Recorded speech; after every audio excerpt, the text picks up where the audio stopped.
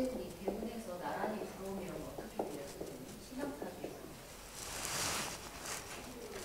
신앙사주에서 겁재운이 들어오면은 어떻게 되겠어요? 왕에게 너무 왕해지니까 탈이 나는 거지. 대운에서 위아래 다 들어와서 그러네. 신앙하다는 거는 이제 뜻을 생각을 해봐.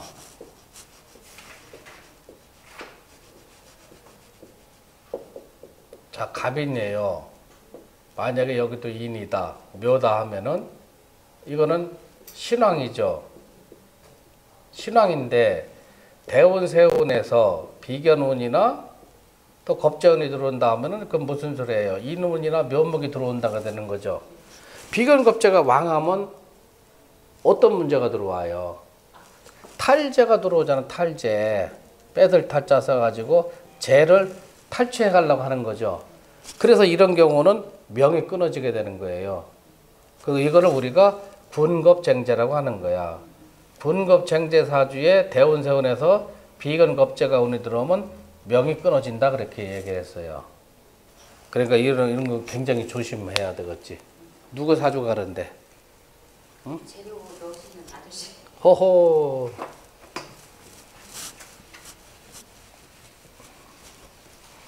자, 비견겁재라는 거는요, 일간과 오행이 같은데, 음양도 같으면은 이거는 우리가 비견이다 하고, 음양이 다르면은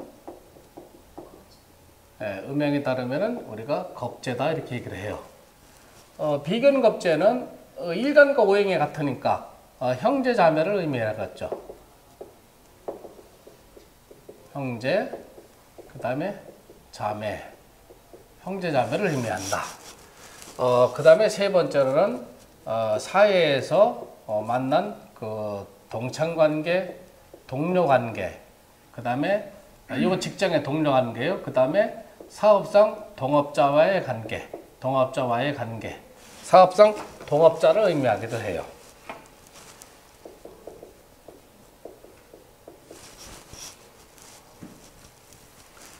자, 여기서 비견겁재는, 비견하고 겁재는 일주를 일간이라고도 하고 일주라고도 해요. 일간을 부조라고 도와준다는 얘기죠. 일간을 부조해주는 역할을 하는데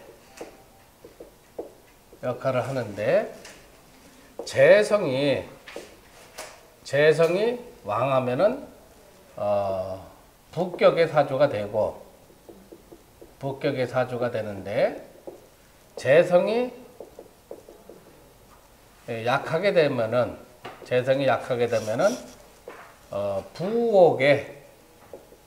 부옥의 빈진이다. 그래서 부잣집의 하인으로 생각하는 거예요. 부옥 빈인의 사주가 된다.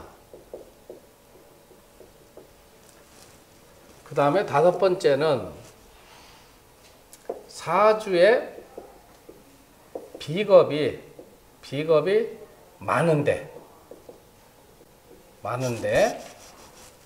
재성이 적은 경우, 재성이 약한 경우, 대운이나 세운에서 공이라는 것은 뭐냐면 대운에서도 비겁이 들어오고 세운에서도 비겁이 들어오는 걸 말해요. 사주에서 비겁이 많으면 당연히 실황사주가 되죠.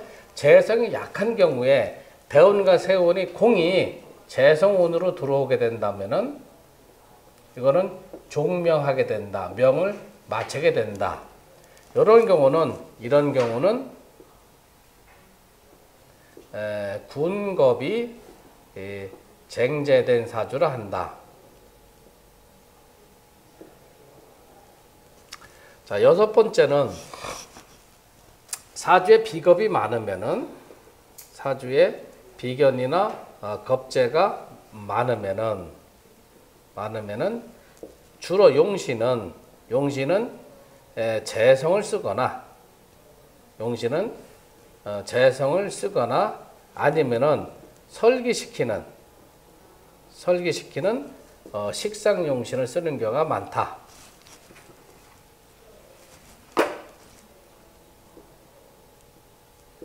식상용신을 쓰는 경우가 많다. 자, 이게 무슨 소리냐 하면은요, 간목이 여기가 인이 되고 묘가 돼 있어요.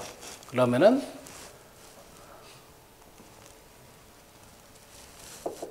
무진시다고 한다면은 목국토가 되니까 이게 편자가 되죠. 요거 편자가 되고요. 자, 요거는 비견이 되죠. 요거는 겁재가 되죠. 자, 요런 경우는 비겁이 왕하죠. 월지하고 일지를 차지해야 하니까 첫째가 비건하고 겁재가 왕하다. 두 번째는 뭐예요? 시주가 전부 다 재성으로 끌고 들어가 있죠. 그러면 재성도 왕하다. 비겁도 왕하고 재성도 왕하다 하는 거 들어오죠. 그래서 요거는 신왕의 제왕, 신왕하고 제왕이 되죠. 그래서 이거는 굉장히 부자의 사주가 되는 거예요. 신왕제왕이기 때문에 부자가 된다. 그래서 비견 겁재가 많으면 자연히 사주는 왕하게 되는데, 왕하게 돼서 재도 왕하게 되면 큰 부자가 되는 거고, 재가 약하게 된다면 군겁쟁자의 사주가 돼서 단명사주로 들어오게 된다는 얘기예요. 그거를 반드시 여러분들이 생각을 해줘야 돼요. 그래서 비겁이 왕할 적에는 먼저 여러분이 생각할 적에는 재가 있어야 되느냐, 재용신을 삼아야 되느냐, 아니면 설계시켜주는 화용신을 삼아야 되느냐, 두 가지밖에 용신을 쓰는 경우가 적어요. 그거밖에 없어요. 그래서 여러분들이 이렇게 생각하시면 돼요. 아버지 재산이 밭이 형제는 5명인데 밭이 10평이야. 여기는 형제는 5명인데 밭이 100평이야. 자, 그러면 어떻게 돼요? 여기는 형제는 많은데 밭은 재물이죠. 재물이 적죠. 재물을 다투려고 하는 문제가 들어오게 되죠. 여기는 형제는 5명이나 많은데 재물도 많죠. 다툼이 적게 되죠. 그래서 사주에 비겁이 많게 된다면은 7번째는 사주에 비견하고 겁재가 많으면은 자연히 뭐가 돼요? 쟁자가 되죠. 쟁자가 된다. 쟁자가 되는 경우는 어떤 문제가 들어와요? 쟁자가 된다면은 첫 번째는 형제 자매가 화목지 못하다 하는 문제가 들어오고요. 두 번째는 형제 자매가 나서 죽은 사람이 있다 하는 문제가 들어와요. 그 다음에 세 번째는 부모 중에서 한 분이 돌아가시거나 아니면 두 분 다 돌아가신 경우가 있다. 그 다음에 네 번째는 어려서 고향을 떠나 타향에서 직업전선에 뛰어드는 경향이 많다. 요 네 가지 특성이 반드시 들어오게 돼 있어요. 그 다음에 비견 겁재가 많다면은 단순 노동직 그럼 뭐예요? 이거는 운전직, 정비직, 그렇죠? 그 다음에 청소업, 이런 거 전부 단순 노동직으로 들어가거든요. 사주에 비견 겁재가 많으면 단순 노동직에 종사하는 경우가 많다. 그 다음에 하나를 더 예를 든다면은 비견 겁재가 많은 경우는 운동선수가 있는 경우도 많고, 운동선수인 경우도 많고, 간혹 가다가 군인이나 경찰직 등에 종사하는 경우도 많아요. 자, 요거는 무슨 이치냐 하면은, 자, 여기 밭이 여기 10평, 10평의 나무가 하나, 둘, 셋, 넷, 5개가 들어와 있고 여기는 밭이 100평이에요. 100평의 나무가 셋, 넷, 5. 땅이 넓이가 적은데 나무가 많으면 어떻게 돼요? 서로 뭐예요? 다투고 영양분을 많이 차지하려고 하게 되는 거죠. 여러분들 보세요. 땅이 적은 데에다가 과일나무를 빽빽이 심어 놓으면 어떻게 돼요? 죽는 녀석이 나오죠. 그래서 형제자매 중에서 죽는 녀석이 나온다. 여기가 어떻게 돼요? 밭이란 것은 부모의 자리로 보는데 자식이 많으면 어떻게 돼요? 토양을 전부 다 빨아먹게 되죠. 그럼 부모가 어떻게 돼요? 땅을 부모로 본다 보면은 그러니까 그런 문제가 들어오죠. 여기는 100평이 넓은 땅에 5이니까 얘들은 어제 화목하게 되는 거죠. 내가 있는 건 논아주게 되고 못 사는 형제 논아주게 되고 그 설명을 요 2가지로 하게 되는 거예요. 그러면은 10평의 땅에 나무가 5개가 된다면 뭐예요? 서로 경쟁해서 이기려고 치열하게 다투게 되는 거죠. 그래서 이런 사람들은 성격이 어떻게 돼요? 유순하지를 못하게 되죠. 항상 지지 않으려고 하다 보니까 각박한 생활을 하게 되는 거죠. 그래서 남이 조그만 어떤 말만 해도 시비를 걸려고 하는 성질이 강하게 들어와 있어. 그래서 남자가 여자가 비견급제가 많다 하면은 성격이 모난 성격이 많아요. 그래서 가까이 하기가 굉장히 어렵단 말이에요. 그걸 이 얘기를 해주는 거예요. 인간관계가 잘 안 된다. 고집이 세지. 예. 그 다음에 하나 또 덜 거는 여기 8번째는 사주에 비겁이 많다 하면은 아까 얘기한 대로 고비집이 세다. 요거는 남자나 여자나 마찬가지. 아주 틀림없어. 어떤 아주머니가 자녀분들 사주를 갖고 왔을 때 비견급제가 많다 하면 얘가 아주 고집이 세다 하면 돼요. 그러면 고집이 세서 성공하는 경우는 뭐예요? 연구직 같은 거 있죠. 기술직 같은 거 있잖아요. 장인, 빵 만드는 것도 장이냐? 그런 쪽으로 가는 경우가 많아요.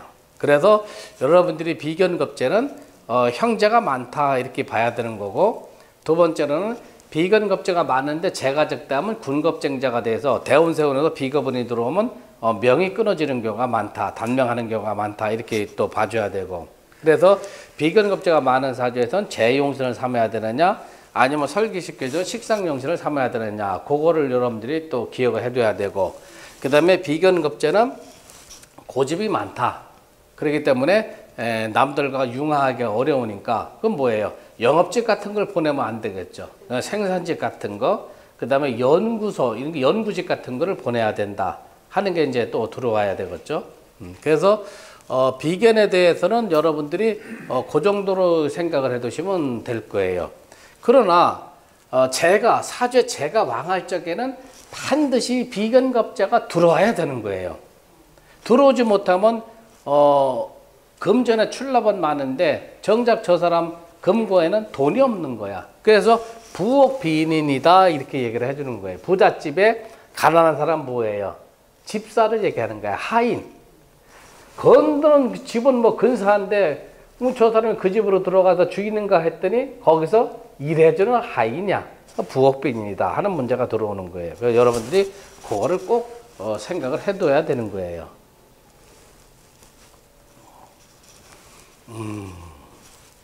자, 이렇게 해서 이제 우리가 육신에 대한 설명은 뭐 이것도 이제 여러분들이 또 12운성하고 12포텐을 또 맞춰야 되겠죠. 예를 들어서 사주에 비겁이 많은데,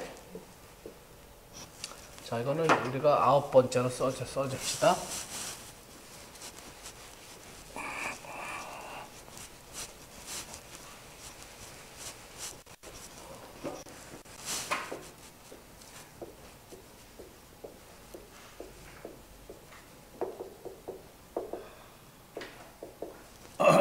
그러면 자, 계묘가 돼 있다. 자, 여기는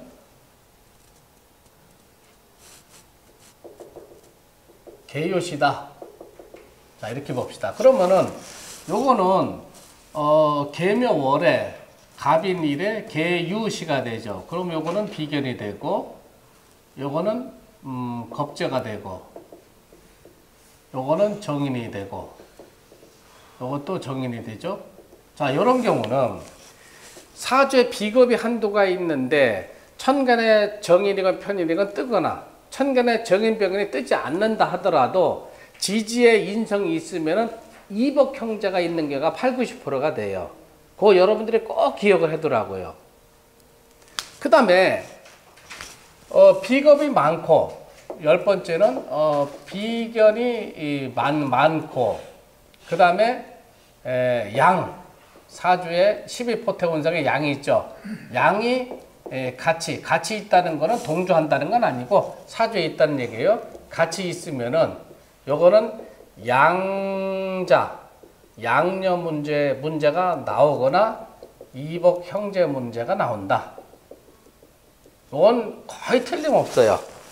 그래서 요거를 여러분들 외워두면은 남의 사주를 보는 거 통변할 적에 굉장히 유용하게 여러분들이 활용할 수가 있어요.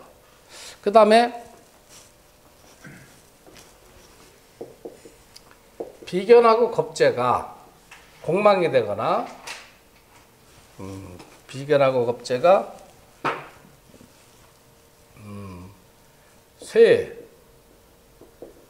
병, 사, 묘 이렇게 된다면은 요거는 동료, 동창, 그 다음에 동업자 관계에서 덕을 볼 수가 없다. 이렇게 보시고 12번째는 동업자 사이에서 동업자의 길흉을 논하는 방법은 자신의 사주에 용신이 비견이나 겁재에 해당되면 동업자의 도움을 받을 수가 있고, 만약에 기신이나 구신에 해당된다면은 비겁이 동업자는 불가하고 또 도움을 받을 수도 없다. 하는 이런 거는 여러분들이 미루어서 추측을 하면 돼요.